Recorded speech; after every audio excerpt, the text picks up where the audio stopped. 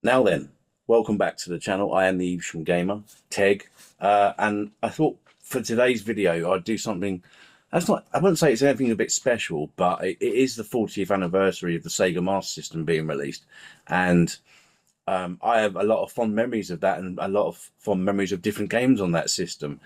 So I'd like to share with you those memories, basically. Um, and it was a great system. I first got to play it, I think around about 1988, about 89, I think actually, when I was, me and my family, so my parents and my brother and our dogs, used to go to friends of my parents, Keith and Kathy, who lived in Wales, specifically Cardigan, just outside, just not far away from Cwmtuddy, and it was a very happy time of my life. I mean, at that point, I never owned a Master System, so my first memories of the Sega Master System are, I say, there's four games here, maybe five, but specifically, the first one that I remember playing out of these four anyway was this one, World Grand Prix. I still think this is a great little game. It's it's a good little Monaco kind of type racer, and yeah, in this particular house it was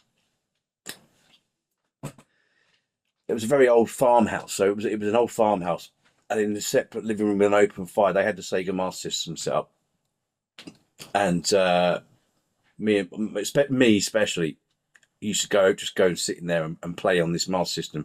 It was this Keith and Kathy's sons, and they'd actually moved out pretty much anyway, so it was just kind of left there. So they gave me permission to play it, and I loved it. I absolutely loved it. Um, so World Grand Prix was the first game that I recorded. There was four of them actually, maybe five at this same point in time. So it's talking, as I say, about 1989, 88, 89, I think, around about that point. And it was on a Mark One Sega Master System. Now, for those of you that watch this channel, you'll know that I'm very limited to space around here. So virtually all of my stuff is up in the loft, which is a real shame because I'd love to have it all displayed out. So I've picked out all these games, gone up in the loft and brought them down. So anyway, back to the stories. The next one was, which I absolutely love, Wonder Boy 3, The Dragon's Trap. Do excuse some of these games, they're either a bit dusty or they're not very good copies, but I don't care. I don't care at all. And this was just, I think everyone that's had a Sega Master System would actually agree this is one of the best games that there are on that system. I absolutely love it. It's I spent so many hours, and if we go back to that particular time, so 1989, I was 11 years old. You know, I think by that point, the Sega Mega Drive was being released. It might have actually been a little bit earlier, to be fair, when I got to play this game. But this is one that absolutely stands out for me, for nostalgia and memories, because the Sega Master System was my first console. I'd never owned anything before like that, and to be in this position to be able to play one without owning one at that point was just. My mind was blown. I was just loving it. So the next one, but this was built in on that system that I was playing, which was, so it wasn't marksman shooting or trap shooting, but Safari Hunt. So I got to play Safari Hunt. I'm guessing that, and my memory's a little bit blurry, from that time, but I'm pretty sure that what they had, because I wouldn't have played Safari Hunt, excuse me, if it weren't for them having a light phaser. Therefore, they must have had the Sega Master System Plus Pack. I think that's the one that doesn't have the 3D glasses, but they definitely didn't have 3D glasses. So yeah, Safari Hunt. Yeah, that was another one that I was playing there at that time. The next one that was just a standout for me was Fantasy Zone: The Maze, which was kind of like Sega's take on Pac-Man, really. And I think it was definitely an admirable attempt This particular box says micro fun on it. I don't know if anybody remembers micro fun. Can't see that there. But you know, I love the weapons, and I especially like it when you get turbo power. So you turn into like a flaming oppa, or is it oppa and opa? That's the same fucking thing. Yeah. Well, a flaming oppa, and you can just bomb it around. But you got to be careful because like if you run out in time, or if you run out, you don't realise you can probably get hit. So, but yeah, the weapons are really good in this as well. So it was a good spin-off of the Fantasy Zone series. And I spent many hours at this game, getting very frustrated to not be able to get to the circle that goes red in time. And oh yeah, when those the little enemies come out and fucking just come after you. They just have a homing beacon on you. Literally, they just follow you everywhere. But yeah, this one is very close to my heart. This is, but I didn't own it, so it's nice to have that in the collection. So moving forward a few years, at this point, I'm still living in the village of Howe Street in Essex, so near Chelmsford. And we're moving on to closer to the age of sort of 12, 13 years old. I just recently started secondary school at Chelmsford Valley High School in Broomfield in Essex. Obviously Essex, because why would I go to somewhere else, like Kent to go to school? Anyway, those of you that still aren't sure where Howe Street is, it's in the same vicinity as a place called Great Waltham and Little Waltham. So it's not far. It's about 3 or 4 miles outside of Chelmsford. If you're heading towards, say, Stansted Airport, perhaps that way, Great Lees. So, yeah. So Christmas comes around, which I can't really remember, but I was definitely 13 or 14 at the time, probably more like 13. And Christmas comes, and I got this box, right, and I open it up, and it's a SEGA Master System 2 Plus pack. Okay, so there was, I don't recall if there was 2 controllers in it, but there was definitely 1 controller and a light gun. This particular pack came with Alex Kidd in Miracle World built in. Now I would show that, but that's obviously a built-in game. I don't own the physical cartridge. I have no need to. I mean, if one comes up cheap enough, I might get it. But that was the first Master System game that I ever played. Christmas Day that year was a fucking banner year, I'm telling you. I absolutely loved it. There was no other games that was bought for me because, my parents weren't well off. They didn't have much money. So for them to have got me a brand new SEGA Master System 2, I couldn't have cared less. Anyway, so the first game obviously was Alex Kidd in Miracle. Well, what a classic. There's nothing I can add to that game of what's not already been said over the decades since that game came out. It is a great platformer. It's very colourful. It has its issues, but it is a classic, in my opinion. I still go back to it this day, probably because of that very Christmas day, where I got the SEGA Master System 2 Plus pack. What came with that as well was Operation Wolf. And I remember that very well as well, obviously, because it came with Operation Wolf and the light phaser. And I actually got quite good at it. No longer good at it now, but the fact they managed to cram the arcade game into this was just amazing. It's amazing. I think it's quite a technical feat, really. It's very close to the arcade version, and probably one of the better versions that's out there, to be fair. So that was Christmas Day when I got that. And, moving forward, I didn't have very much money. My parents, as I mentioned, didn't have much money, so therefore I wouldn't have had much money. And on what very little pocket money I was given, of which I was very grateful for, I used to purchase games. Sometimes I'd try and get my parents to give me my pocket money months in advance so I could get a game.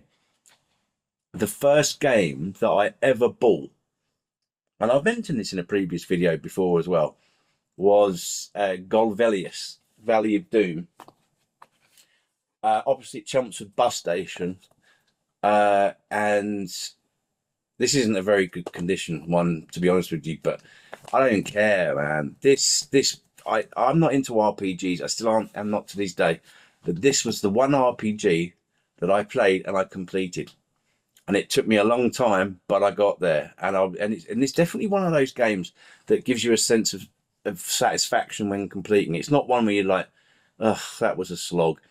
Every part of the game, right to the end, was just fantastic for me. And when it changed to the side scrolling levels, as great as that was, it was a bit of a pain in the arse. That when you go backwards, he actually walks backwards. You can only hit the sword forward, and I was just like, just fucking. Why couldn't he turn around? That was my only gripe with the game.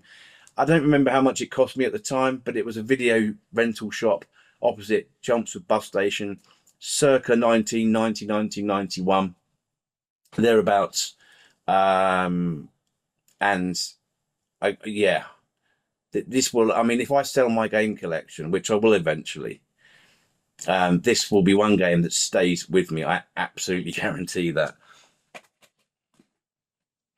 Other games that I've kind of got these in a slightly little bit of a wrong order. So if I just quickly move these around, because this is around the same time. There's two here. So Kung Fu Kid and World Soccer. These were two games that I purchased from that same video rental shop opposite Chelmsford bus station with my pocket money. I still have a soft spot for World Soccer. I mean, I love those little characters with their little eyes. They look really cute. And I think it still is a great little football game. It's and the cartridge is very simple there. It was pocket money. I don't know about you, but when you had these games, did you ever go for the budget, which I call these budgets now? These were budget games, because they look budget in compared to other ones, like say, for example, Operation Wolf. So World Soccer and Kung Fu Kid, Kung Fu Kid's a great little game. I remember it being very hard. I couldn't complete it, and I played it again recently, and I just nailed it completely fucking completed it in next to no time. But it was different when you're younger, when you're like 12, 13 years old, things are different, and back then things were way, way different. You had nothing to help you. You had maybe the magazines occasionally, if you could afford them, but, and I was the only person I knew that had this game. So that's the next two that I recall that are very, have very, very fond memories of. So, Master System was games that I didn't own these two. These were a friend of mine, my mum's, called Kathy. Her son David used to have a Master System. Now this I can't recall, but I think this might have been before I actually even got a Master System again. So we're going back again a little bit. Choplifter. Well, I remember playing it and I remember being quite fond of it, but I was never any good at it, and that hasn't changed to this day. I'm still no fucking good at it. But it's a great conversion of Choplifter. I like it. It's a nice little helicopter game. Even so much so that I've bought more recent versions of Choplifter just because I have that nostalgia for it, because it reminds me of that time. So basically, we used to go around to this Kathy's house, and then my mum would have, would hang out with her friend, and me and my brother. If my brother wasn't with my dad, for example, bottle digging or something. And bearing in mind, again, we are very young at this point, 13 years old, maybe a little bit younger, maybe sort of 11 or something like that, or 12. Because I can't recall whether it was after I got a Master System or it must have been before, because I would have banged on at my parents about wanting a Master System for Christmas, and obviously I got it. And an action fighter, well, what more can be said about this? It's kind of like it's based on Spy Hunter, really, but it's Sega's take on it, and it's very, very good. I like apparently the fact that it says it take the motorcycle from a hang-on. So yeah, it's the hang-on motorcycle, and you can change into a car, and then you can change into a flying car. I mean, you've all seen this before. You know about this game, like But again, we used to play this at David's, and there was other games which I don't have the fond nostalgia for. Games like Michael Jackson's Moonwalker, and Vigilante. Those were games I definitely played there, but I don't. I've got them. I've got them here, but I don't have as much of a strong nostalgic attachment to those games as I do to these. So, after I got my Master System, I'll come back to this in a second. After I got to my Master System, the one game that sticks out for me, I won't say the most, but it's probably equal most with a couple of others of these games, was Golden Axe. Now, my mum's friend Sue and Rom, they have a son called Jason, and obviously back in the day, Jason he had everything. He had a Nintendo, he had a Game Boy, and I think he had a Nintendo NES as well. I think, but he had all the Star Wars toys. He had a fucking BMX, right? He had a BMX, one of those ones that you had it had like a screen on in the front bit there, or at the front, and it would make different sounds. It had like a, what do you call it? It was a it was like a oh, I can't remember what it's called. A radar type thing, but I can't remember what the bike was called. But he had everything, absolutely everything. He didn't have a Master System though, so I used to take the Master System over there, and he used to play it. We all used to play it, and we used to play this to death. And I just remember the level. I think it's the level where you've got to jump the bridge. That the music and that just. I used to go to sleep, and it would be, and I remember dreaming of that music and playing that level over and over. I mean, it was so much. You don't realize when you're that young how influenced you are by things and how things get into your head, and that's, you're a young age and you're absorbing everything. And I absorbed Golden Axe, and it was a shame it wasn't 2-player on the Master System, but we used to basically do the old one life. You have a life and you lose it, you hand the controller to the next person, and so on and so forth. But yeah, Golden Axe, and we used to play that in Springfield in Essex. Can't remember the name of the place. It was near. I was going to say it was near Boswell's school. It wasn't near Boswell's, but it was Springfield anyway. The next one was Populus. Now, this one, this was an interesting one. It wasn't me that actually owned it. It was my uncle Graham. So we're probably talking again it's around the same period again. I'm pretty sure it must have been the case. My cousin, my uncle's son, Aaron, used to have a Master System as well, or it might have been my uncle's. But I know for a fact that they're popular because I used to play it, and I remember being very impressed with the isometric graphics of it, and the whole God thing of it. I mean, I never found it exciting, but it just sticks out to me. It sticks out to me. For whatever reason, it's a game that is very close to my heart, and I don't like it, but it's still one of those games that was a technical feat. Let's put it this way: to get that running on the Master System as well as it does, can't complain with that. So yes, and then this was played in a place called Hornchurch in Essex, very close. No, I don't think it was even Hornchurch. I think it was Upminster, which is basically the same place. So yeah, Populus was the next one.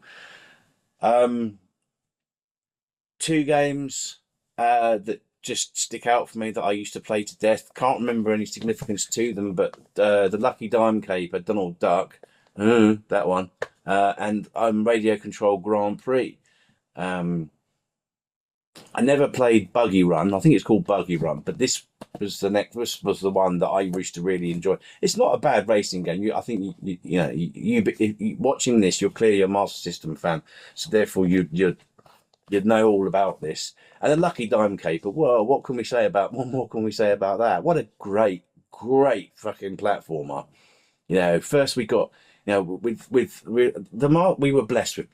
Let's put it this way: we were blessed, weren't we? We were absolutely blessed with platformers on the Sega Master System.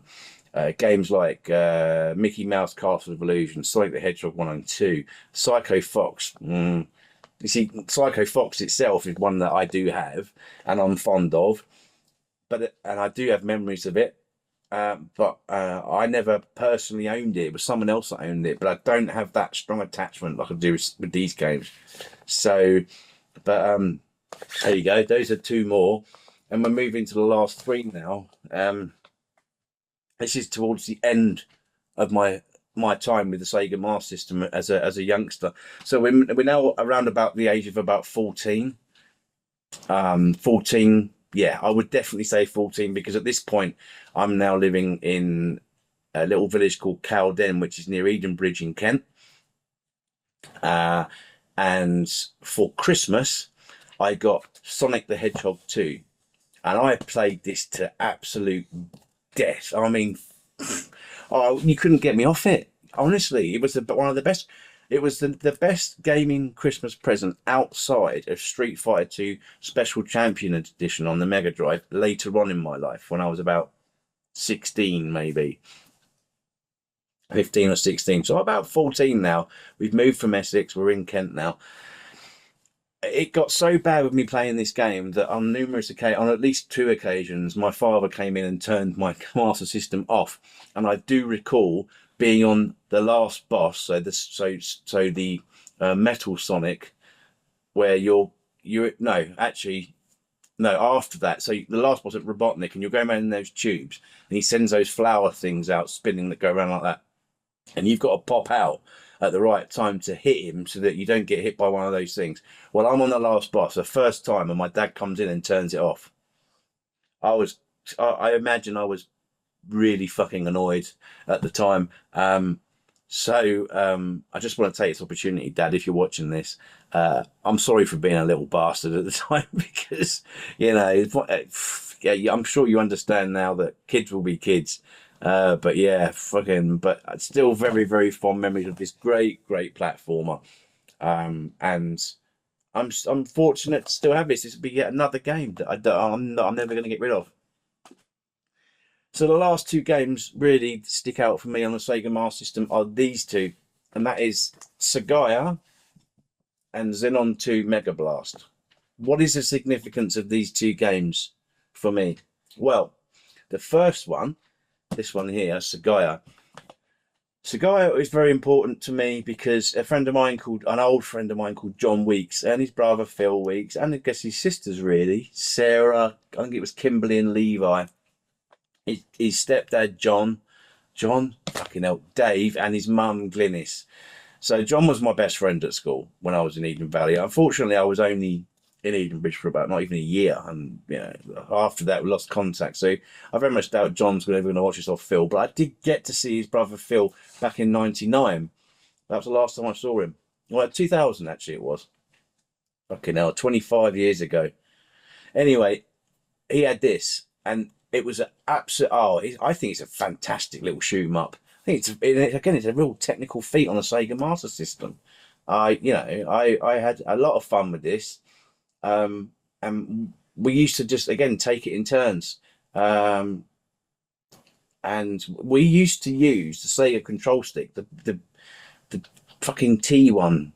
Weirdly, we used to use it. I don't know why. And I do have one of those. I have it up in my loft. It's I don't like it, but that's what we used to use.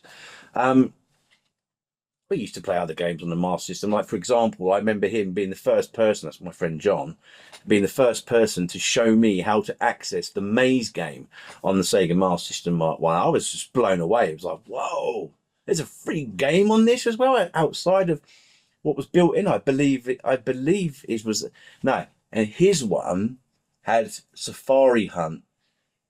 What is it? Safari Hunt and something else on there.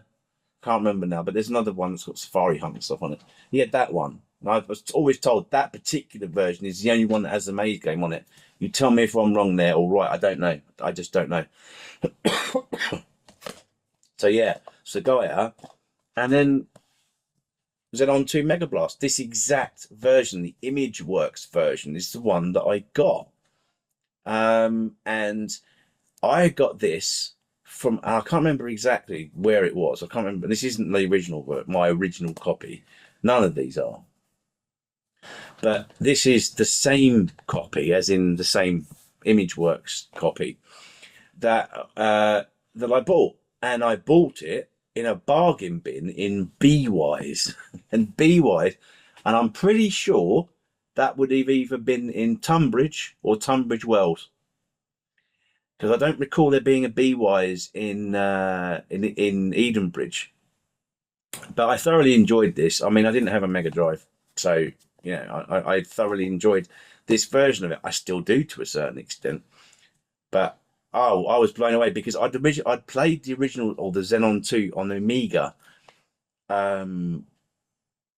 when I lived in Essex, because my friend Chris Wilwright had it on the Amiga, and I was just like, fucking brilliant. So when obviously I saw this, I was like, whoa, I can get that. And when I started playing it, I was like, this isn't the same bloody thing. It's similar, but fucking sounds awful. Plays awful. But I still enjoyed it. I still enjoyed it. And yeah, in the bargain bin, I think it was like about a couple of pounds at the time. So we're going back to sort of, 1990, 1992, maybe 1993, something like that. Something like that. I mean, when did this come out? This came out in 1991. So probably about 92, 93. So and one final memory in regards to all of my Sega Master System stuff was there in Edenbridge. There used to be a place called the Swap Shop. As if you're heading out towards Hever from Edenbridge town, it was on the left as you're just coming out of where all the shops are. So where the old where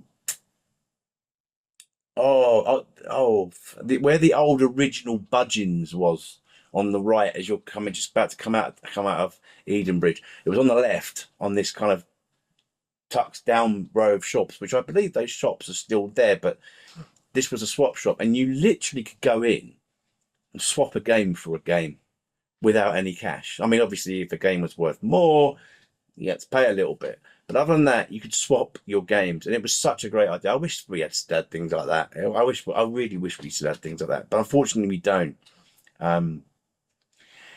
Well, I don't know. We sort of swap meats. I don't know if they do that sort of thing in the UK. But I know we do a lot of gifting to each other. A lot of us do. So, I guess it's still somewhat alive, just in a different way of doing things. An evolution, let's put it, of game swaps. So there you go. That's it. That's my memories for Sega Master System stuff. After that, within about, I don't know, after getting Zenon II, it wasn't long after that I pestered my mum and my dad for a Sega Mega Drive. Now, bearing in mind that had been out for a little while by that point. A guy at school had one for sale, and if I remember correctly, we drove over. I know this is true. We went over to his house, which was out near Hever, and we bought it. And it had Golden Axe 2 with it, Sonic the Hedgehog, and I think it was a couple other games, and that was it. And I'm pretty sure we paid back then, second-hand, unboxed, 2 controllers, Mega Drive, and those games for 160 quid. And I'm sure it was that amount. And that, at that point, was the end of my Sega Master System journey. I don't recall what happened to my original Sega Master System 2. I don't know where that went. I had no idea. I must have traded it in somewhere. I must have done.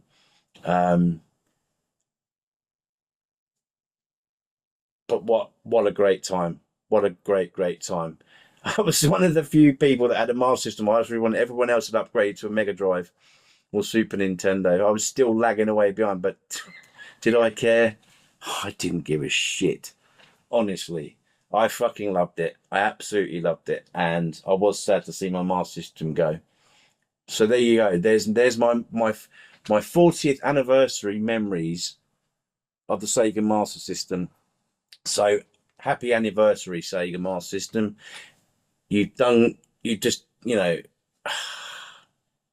people don't realise on this channel that I am a massive Sega Master System fan, and I have a lot of Sega Master System stuff, and peripherals and things like that. I just don't have the space to show it out to you. I just don't have it. Maybe one day we'll get there. Maybe, as long as I don't just give up on game collecting and stuff like that, you will eventually see it. But I don't know how many more years I've got left before I've got to wait. I've got space to fucking get it all out and put it on the fucking shelf. Maybe I should get rid of all the GameCube stuff behind me and lay it all out over there and have it up on here. avoiding my beloved Bindy's shrine I've got up there, obviously. Can't touch that. Anyway, hope you enjoyed this video. Thanks for watching. What are your memories? I have seen there's some other people out there that have done some Master System stuff. I'm not doing this because of that, because it's something I've been planning on for a while. I only saw like 10 minutes ago someone done one. I think it was 8-Bit Boy UK. So I've yet to watch that. So hopefully by the time you watch this, and if you were in that, or you know, if it's you, I'll either I will watch that in a bit, and hopefully by that point I've watched your video and commented as well. Anyway, this has been Bank Holiday Easter Monday. I've been Teg. I'll see you on the next one. Take care.